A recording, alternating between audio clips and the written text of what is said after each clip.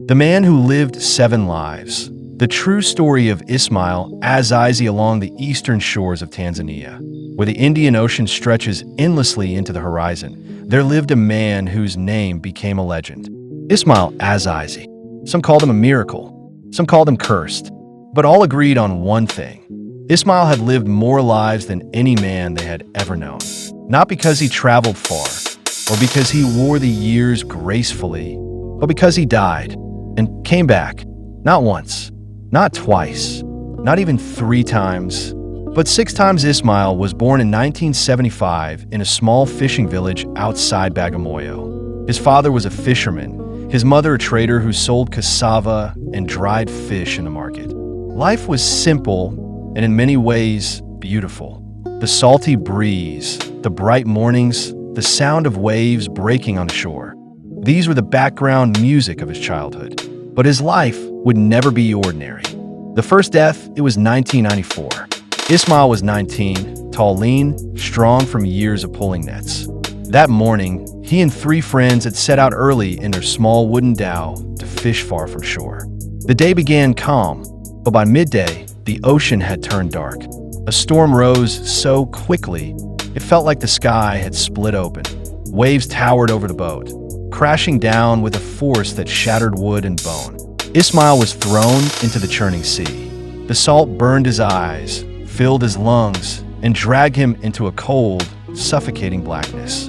When the fishermen pulled him from the water, he was limp.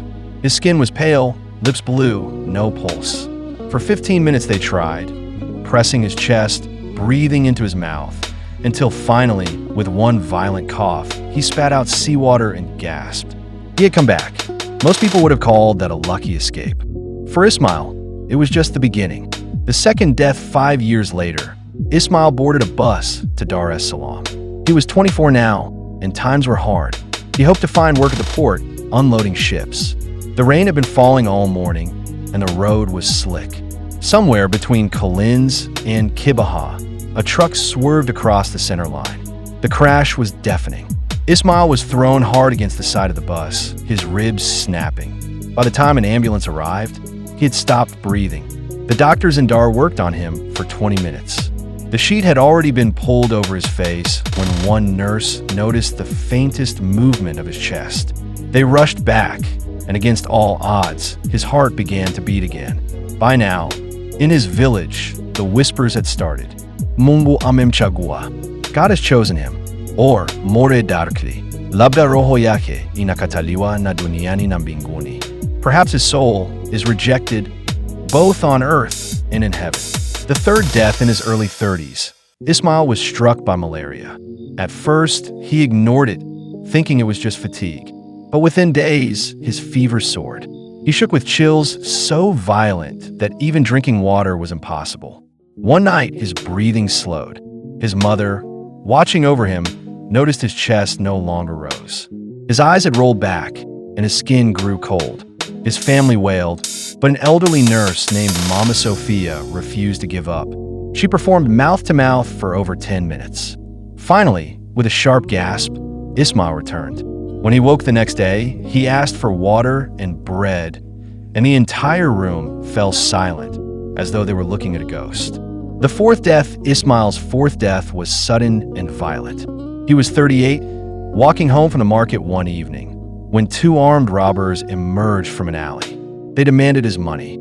He handed it over, but one of them, perhaps out of fear or cruelty, stabbed him in the chest before fleeing. By the time Ismail reached the hospital, he had lost nearly all his blood. His heart stopped in the emergency room. The doctor pronounced him dead and instructed the staff to move the body to the morgue. It was there, on a cold steel table, that a young orderly noticed the slightest twitch in his fingers. He called the doctor back. They worked frantically, and once again, Ismail lived. By now, his story had spread beyond Bagamoyo. Taxi drivers in Dar told his tale to passengers. Fishermen recited it over campfires. He was called Mwana wa Kurudi, the son who returns. The fifth death at 45, Ismail was giving a speech at a community meeting about water conservation. Halfway through his talk, he felt a strange heaviness in his chest, and then nothing. He collapsed, eyes open but unseeing. It was a heart attack. Paramedics shocked him 3 times. Nothing. On the 4th attempt, his body jolted. His eyes flickered open, and he whispered 2 words, "Not yet." The crowd fell into stunned silence. Some wept, others clapped. The 6th death 2 years later, in the middle of the night, screams woke Ismail. His neighbor's house was on fire. Without hesitation, he rushed in. Inside, he found a child trapped in a back room. He pushed the boy through a window to safety, just as part of the roof collapsed on him.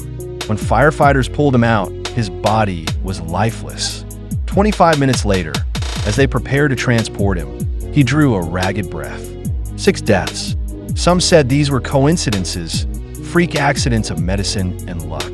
Others swore divine hands had pulled him back each time. Ismail himself never claimed to know the reason. But after the fire, he made a decision. If he had been given extra lives, he would spend them for others. The years after Ismail became a volunteer rescuer, helping fishermen during storms, teaching children to swim, delivering supplies during floods, and assisting accident victims. He refused payment. "I have borrowed time," he would say. "It is not mine to sell." His story drew journalists, filmmakers, and pastors. But he never chased fame. He still lived in his simple home, still woke before sunrise, still walked to the market with a woven basket under his arm. The final rest in 2043.